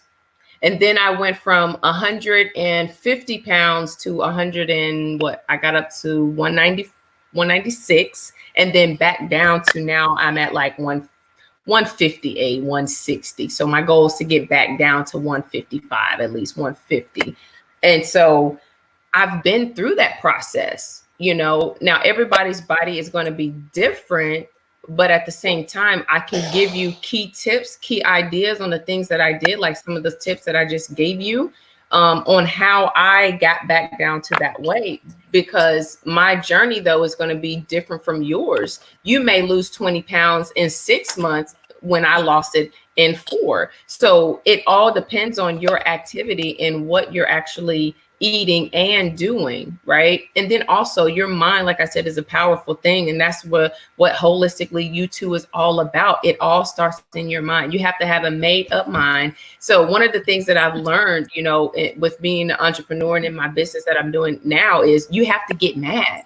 You got to get mad at what you want to accomplish. And that mad is make a decision. You have to make a decision to get healthy, no matter what. That's mind, body, and spirit, because it's all intertwined. If you have one and you don't have the other two, you're going to fail somewhere in your on your journey. Like it's not going to go the way that you want it to go. Or if you have two and you don't have the other, if you have the spiritual and you have the mindset, but then you don't have the healthy habits, well, then you're not going to be successful like you really want to be. So it all intertwines, you know, all together.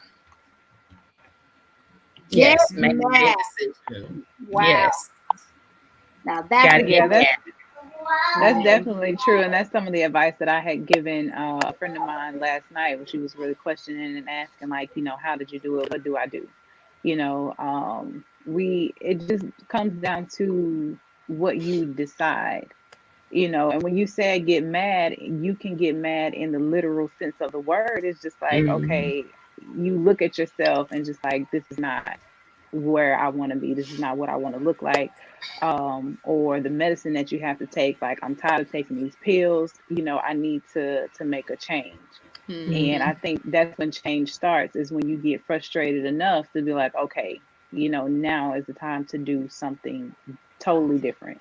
But you have to do differently in order to get differently. You can't keep doing the same thing and expect different results. Like you said, that's insanity. And it's crazy to feel like, you can continue those bad habits and get good results.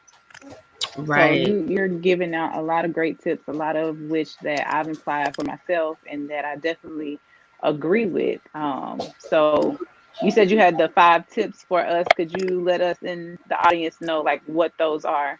Because I'm ready. I love tips and I love lists. So, Absolutely. Now, I wanted to share this too with the, make a decision, right? Now, a lot of people right now, because think about it, this is 5 weeks, right? So we've had people who've had 5 weeks to be in the house, right? Even though they're working, but you still had 5 weeks. You know what you can do in 5 weeks? Let's just say you lost 2 pounds a week. That's 10 pounds that could have been off of you. But see, when some people get mad, they get mad and they get stagnant instead of getting mad and getting into action. And so that's very key. When you get mad, that should drive you and that should push you to want to become a better you, to want to become a healthier you, because this is the moment that, basically the universe has given everybody to really sit down and start thinking about their life and what it is that they need to do, with getting on track, spending more time with your children, educating your children, getting healthy, getting out of debt, being able to save some money, being able to do the things that you actually want to do. When you said that, oh, well, I don't have time to do that, I don't have time to do that. Well, now you got the time. So either you were progressively making it happen within these 5 weeks and you are way better off than where you were 5 weeks ago, or you are stagnant and you went backwards. Okay. So the 5 tips to a healthier you, okay, holistically, that I have is, number 1, it's your spiritual life. What is your spiritual life like? Are you telling yourself, okay, now we have a little intruder here, so give me a second. He wants to say hi to everybody. Okay, say hi. Hi. Okay, there you go. You gotta go bye-bye. Okay, you gotta go bye-bye. Okay, go in there. Go. Okay, he wants to be in the limelight. Yeah, I know. He wants to be in the limelight. But your spiritual life matters, and that's a part of being holistically you. I'm not even pointing on which religion, like I'm not pointing out religion. Okay, it's not about religion. It's about, do you have a spiritual life with the Most High? Because that right there is that's going to empower you. That's going to give you hope. That's going to give you, a push every single day, is by getting your spiritual life in order. So you got to make time for you, especially women, because like I said, the world is already pushing you. The world is already throwing daggers at you. So every morning when you wake up, hit your floor, right? Give your spiritual life some time. Okay. And then number 2, meditate. What are you telling yourself? Are you self-sabotaging yourself? Are you actually sitting down and thinking about positive thoughts, thinking about your goals, thinking about the things that you want to accomplish in your life, getting your house in order, getting your family in order, getting your finances in order, getting out of debt? What are you telling yourself? What are you meditating on? And that is very key, because a lot of people are meditating on the past. A lot of people are meditating on negativity, but you cannot meditate on those things, because it's not going to push you forward and where you want to go into the future, because every single day we're going somewhere. Right? Every single day we are progressing, but a lot of people aren't. Why? Because they're staying stuck in the past. So what are you saying to yourself? So you got to meditate on those positive things and where you want to go. Number 2, you got to drink lots of water.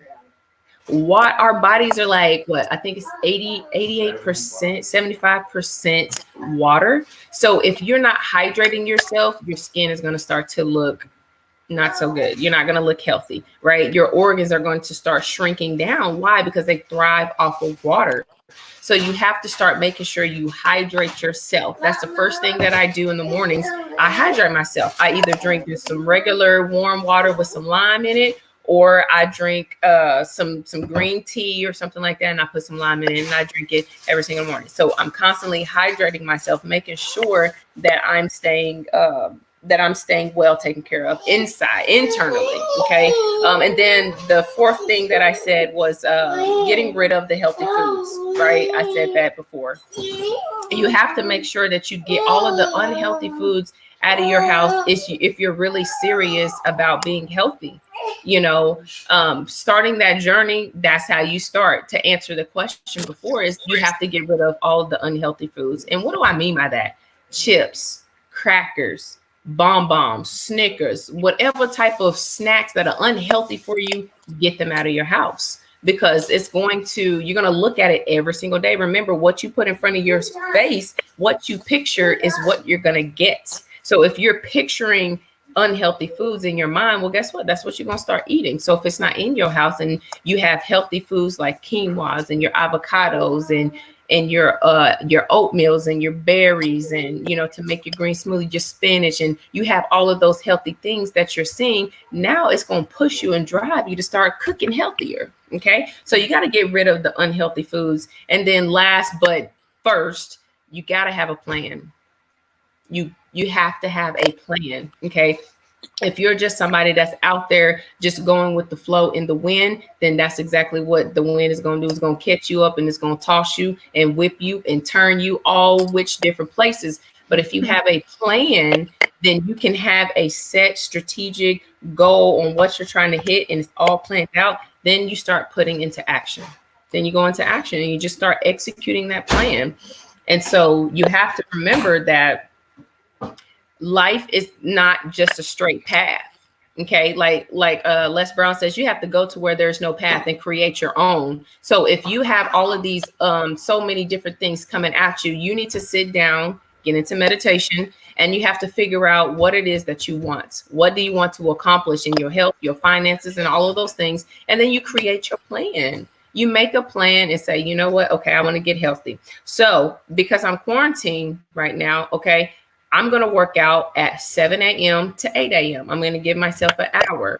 Okay. Or give yourself 30 minutes to be able to work out. Okay. So what are you going to do in your workout? Well, if I'm only working out for 30 minutes, I'm going to do some high intensity interval training to get my body pumping, get that sweat flowing. And so I'm going to do 10 workouts, 10 to 20 reps a piece.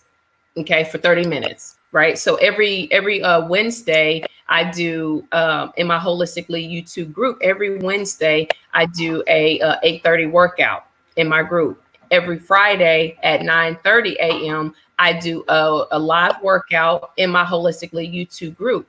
And so that inspires people, that motivates people, and that gives them something to look forward to. Right. So if you know at a certain time, right, just like with your favorite show, a lot of people say, all right, 7 o'clock, XYZ is getting ready to come on. You're preparing yourself for that, right? You're literally shifting your schedule so that you can go and watch that show, right? And so you have to be able to say, okay, you know what? At 7:30 a.m. or 8:30 a.m., I'm going to get up and I'm going to work out, period.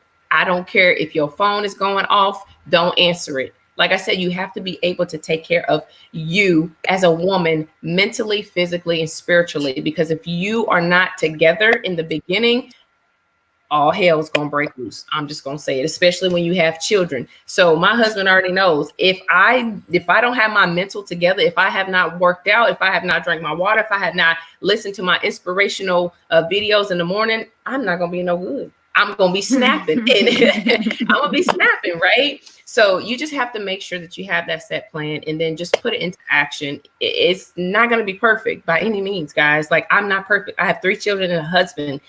It's not perfect over here. Okay. But I got my plan and I stick to it. And if I miss my workout, like on a Tuesday at, 7 o'clock or 7:30 in the morning, you best believe I'm going to get it in some way or another later on down the line in that day. So those are my 5 tips that I have for you guys. Let me know what you guys think. If you have any tips that you want to add, hey, let me know. I'm all up for it. The one I think you covered pretty much everything. But I still have someone asking, how can they get added to your group? Okay, so you can go to Facebook and you can search Holistically You Too, and just request to be added into the group. That's it. What would you suggest for people who live with others and, trying to get on a healthier uh, framework where the other people aren't? Like, what would you suggest on that end? Because there's going to be some people who still want their junk food and they not finna switch up because all of a sudden you're now trying to be healthy and in shape. Yes, that is a great question. And that's where that mental shift has to take, right? So if you're telling yourself, you know what, I'm making a decision, right? Because I see myself as like my children and my husband, they my roommates, but you know what I mean? So I see them as my roommates, right? But not really. It's a joke, but I'm saying, like, if you make that shift, like, okay, these are my roommates, right? They don't control what I eat, what I do. Like I have to take control of my own body, right? So if you're saying like, I want to get healthy and I know that they're not unhealthy, you're just going to have to make that mental shift, and you're going to have some accountability at that point in time, because if they're not willing to shift when you're shifting, it's okay. You make the shift and they'll come along with you. So I made the shift in my household a long time ago, and I said, you know what? I want to go plant-based vegan. I made the shift. Now I kind of shift my children and my husband into it at the same time. But I did not say, okay, well, you can't eat this, you can't eat that. You know what I mean? So it was very challenging in the beginning in our household because we clashed a little bit, because he's a meat eater and I didn't want to eat meat anymore. So I would still buy it, for him, for the household and stuff like that. But I would make similar meals that they could add meat to. You know what I mean? But we're still eating healthy, right? So you don't necessarily have to disclude them and disclude what they're eating. You can just say, okay, well, what can I make that's going to benefit them and me? And then once they see you eating healthier, and then you start changing, things start shifting, and you and your body and your mindset, then they'll be like, what you been doing? And you've been doing it all along in front of their face. They just haven't made that mental shift yet, right? So all you have to do is just you make that change first, and you say, okay, I got my plan. This is what I want to do. Don't try to conform them into what you're doing whatsoever, because it's not going to work. So you just make up your mind, and you just say, you know what, in order for me to get healthy, this is what I have to eat. And then you do that, and they'll start seeing the shift and the change in you, and they'll eventually want to get involved. This is amazing. So we're going to take this as the last question, and here it goes right here. So how do you deal with starting a healthy schedule when you have physical health hindrances? Okay, so that's a great question. Now, what are the physical health hindrance is what I would ask first and foremost. And it's not just about the physical part, because if you can still walk, start off with walking.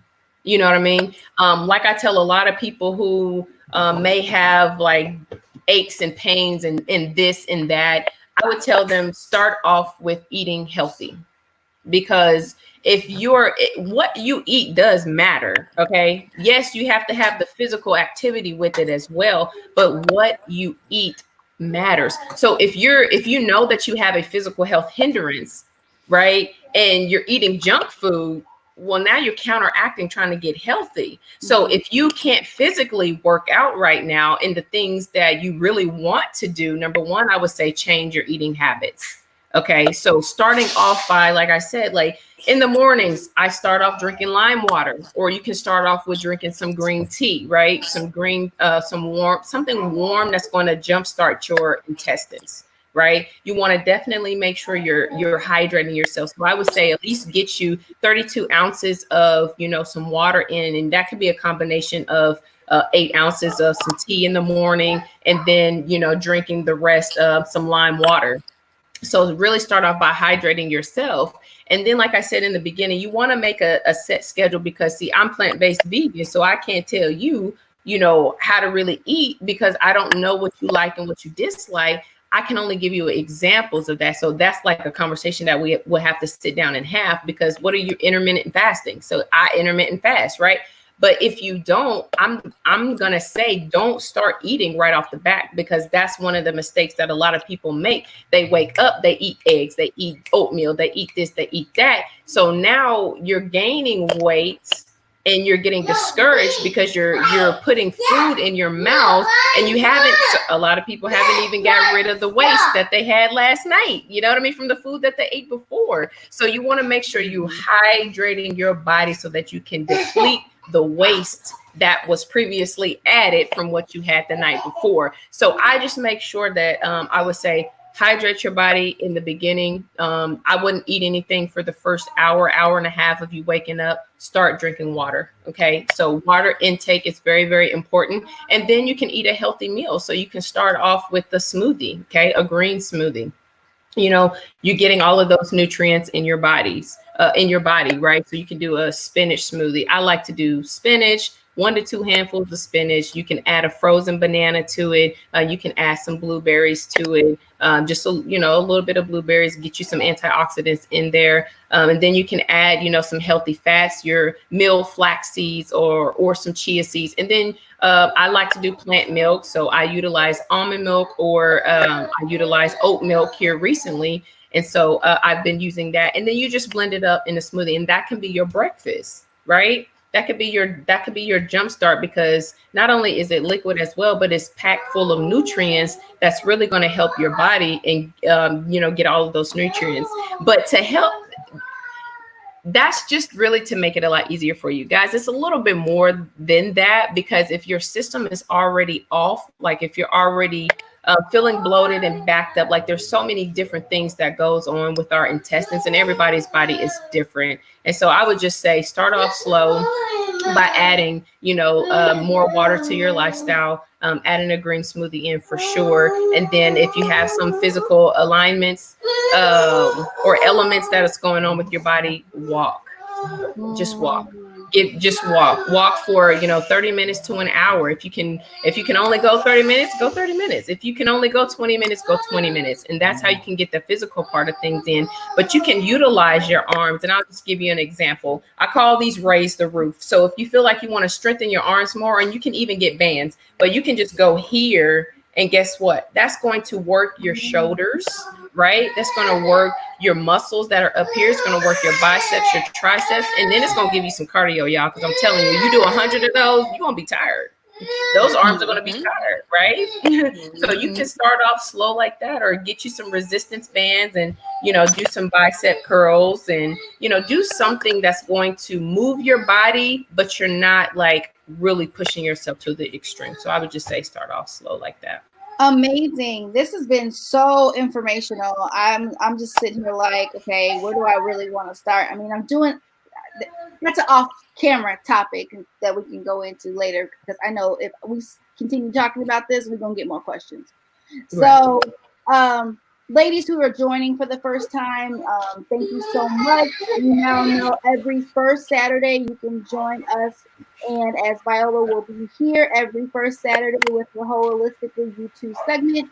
And you guys see the email address scrolling below. You can definitely email her and see everything else that she has to offer, from her meal planning prep services to workouts to joining her community to everything else. And that's the way that you look me up on Facebook too. Holistically, the letter U and the number 2 on Facebook to get in my group. Okay. You said the number 2? Yes, holistically, the letter U and the number 2 on Facebook. Awesome.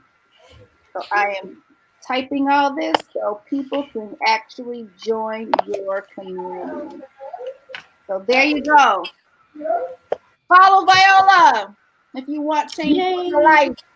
Yes. So with that being said, we're going to go ahead and close out the show. I'm going to go ahead and tap into my segment really quickly, and then we will be out. So every first Saturday, you get Viola and you get me and you get the crew. And so really excited about the segment that I am getting ready to tap into.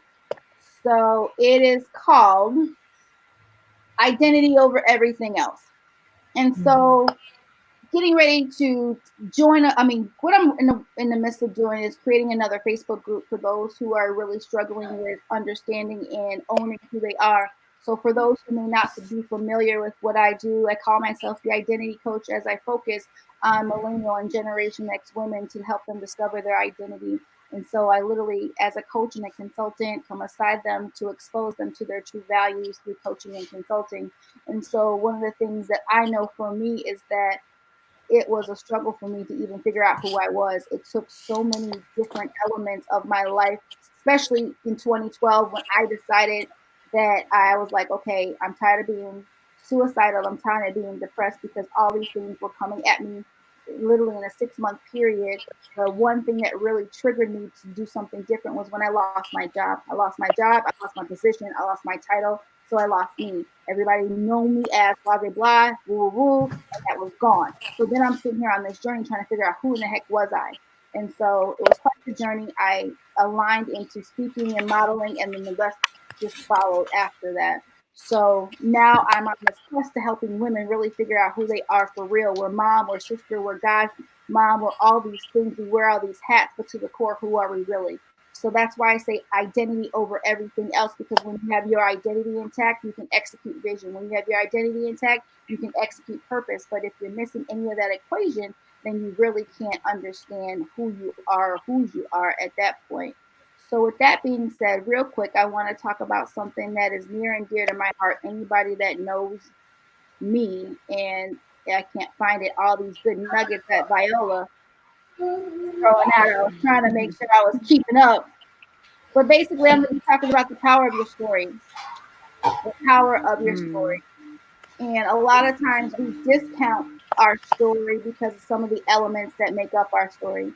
And what we really should be doing is including these elements, because they actually have the power to ignite you and fuel you to not only embrace who you are the more, but able to allow you to help other people. And so when we can embrace the power of our story, it literally changes our lives and change the lives around us.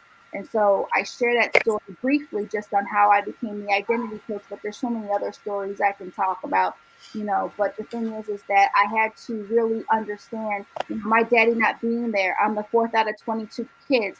5-6 years ago, you couldn't pay me to say that to anybody. I was embarrassed. I was ashamed. I didn't want to put my mama's business out there like that, and she would literally threaten me to not put her business out there like that. And so what I had to help her realize is that this ain't just your business, it's mine too. And so, that literally led me on the quest of figuring out who my siblings are. And that's a whole nother story, but there's power in that, because once I figured out some of the things that I was facing in my life, I was like, okay, I can do the work on this end, because now I know that this element happened that nobody was talking about, because it always goes back to what goes on in the house stays in the house, those family secrets, the shame and all those things. And what those things that I had to go and dig for and to uncover to really figure out who I was and how that was made up, a part of my DNA and a part of my story. So just saying, owning your story, it's the good, bad, and the ugly. I talk about that all the time, because it's the bad things that we can turn into beautiful. So even what you were saying, Isha, with your quote today, which is talking about that self-inflicted pain, the things that we go through, we can literally self-inflict ourselves to where we are putting such a blockage in our story to where we don't want to share that part, or we want to forget that part. And it's those things that we forget what people really need the most. And so just when you can understand that there's so much power in you being vulnerable, first of all, of owning what you've been through, and then taking that and transforming that into sharing what you've been through, it's a powerful thing. And so a lot of times we don't want to share what we've been through because of the shame, the hurt, the abuse, the neglect, the rejection, name, fill in the blank that what relates, to you. But what I've learned is that it's okay to have gone through these things. They don't make you, but they do make you. Meaning you don't have to own and hold on to that rejection. Transform that and allow for you to understand that you needed to be rejected for you to be redirected. You needed to be rejected so you can really own the fact that that happened, but I'm not that. This is who I am. And so I really want to empower people to really tap into themselves, or what I call the vault that we already have the combination to, to really unlock and rediscover our lives as a whole. Because the thing is that there's so much within our vaults that we're purposed to share, that we're purposed to empower people with. But if you're sitting on it because you're embarrassed of it, I really encourage you to really sit with yourself and do the work, do that self-reflection, do that self-inventory. Because at the end of the day, we're here not for us. We're not. This life is not all about us. It's about each one reaches one, each one reaches 5, each one reaches 1,000, each one reaches 1,000,000. But people need to hear that whole me too, because a lot of us are holding on to stories that we don't want to share because of the abuse, the shame, the embarrassment. We can go on and on and on. It's bigger than that. And when you can hone on the fact that it's bigger than that, you realize how powerful your story is. So I really I'm thankful for everybody who's been tuning in, all these comments that I cannot keep up with. But we're thankful that you are here with us. Vault Talk and Share. Ladies, any parting words before we leave? Just dealing with your segment and what you were just talking about, Takara, I think it's really important for people to, like you said, do the work in order to heal, in order to be able to share their stories. Because a lot of times we hold on to it so tightly because of the embarrassment and not want to, expose the person that's involved in it. But it's just like, you can't hold that on you. That's not your responsibility to kind of conceal what it is that they've done. Now the damage is done, or whatever has been done. It's on you to heal and then help someone else.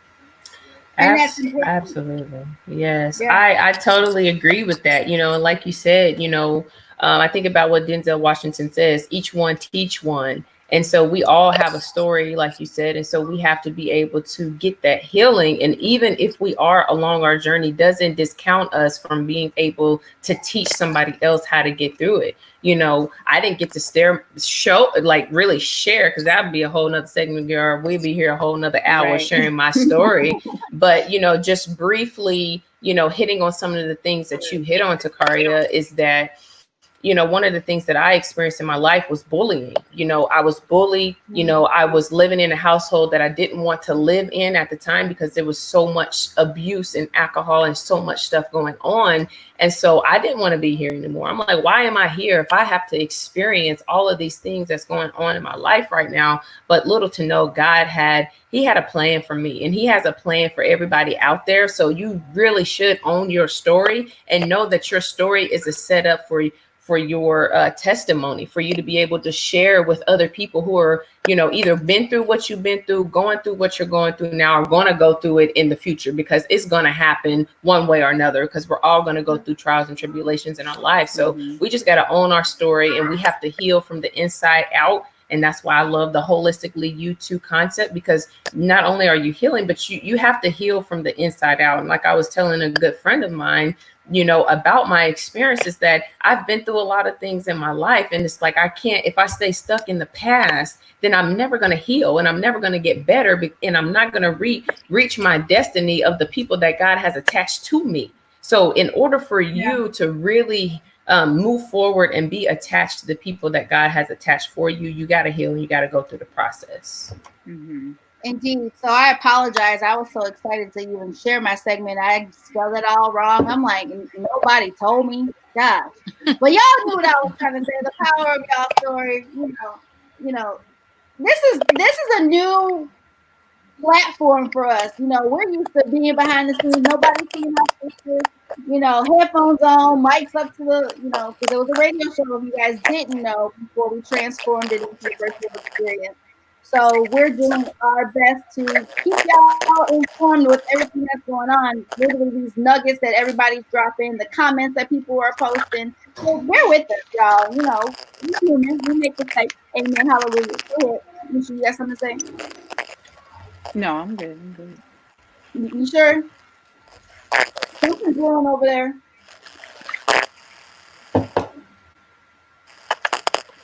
No? Okay. All right. Well, that being said, yeah, we're hearing that too. There's a lot of crackling going on. I'm not sure where that's coming from. Yeah, I don't know. I don't think that's my phone. Technical difficulties. Message of the story, guys. So if you guys want to tune in, we encourage you guys to tune in next week. Liz will be sharing some important nuggets. We're excited about what she has to bring to the table. And we have an amazing mommy that's coming to the segment. She's going to help all y'all that are homeschooling your kids. She's a teacher out of Texas.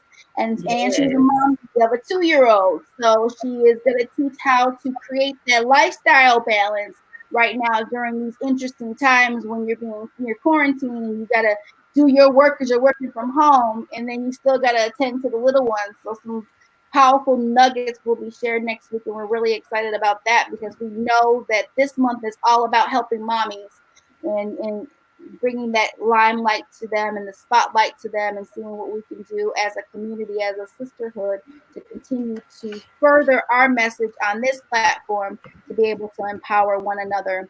That's been another Vault Talks Women Share the Virtual Experience. We're thankful. V, thank you for your time, your energy. We will see you indeed next month on the first of the month. Woo, woo, woo. More like the first Saturday of the month, but we're thankful for who you are. So, ladies, thank you for your time. Audience, thank you for your time. We hope that you guys had an amazing day wherever you are. If you're catching the replay, we're thankful for just tuning in and watching another episode of Vault Talks Women Share. And we are going to lead out with the amazing theme song created by our very own Liz. If you haven't caught it, you're about to catch it right now. So we're thankful for tuning in, and we're out. Viola, is that you? Are you talking? Or is that Vault Talks Women Share, to be bold and take risks. Vault Talks women say what they feel and mean what they say. Yeah. Vault Talks, believe in your power, so much power. Yeah. Vault Talks, where women share, women share.